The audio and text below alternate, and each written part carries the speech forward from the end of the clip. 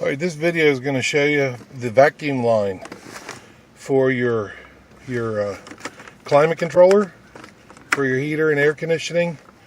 When I was turning this knob, I was getting absolutely no change in any of my vents.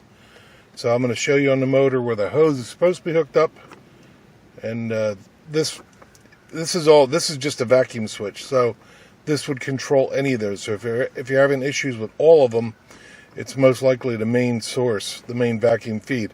Otherwise, you could have one of the linkages broken underneath, or something else inside the unit. But this would be the first check to do. So I want to show you where that, on the motor, where the vacuum line is. Okay. All right, I've got the 4-liter, and this is for a 2003 Jeep Grand Cherokee. So I don't know where it is on the 8, but when you go to the engine, on the manifold, you can see the shiny right down in there. That's where the hose should be. So mine is most likely popped off and hanging below somewhere. But that's just to show you where the connection is that controls the heater AC unit inside the dash. Alright, so what was right in front of my face is this is the line that goes up under the dash.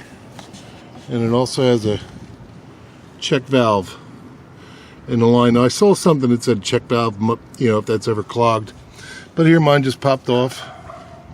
So I'll make sure my rubber end's good, and I'm just going to pop it back on, and that'll fix my problem. Hopefully it fixes yours.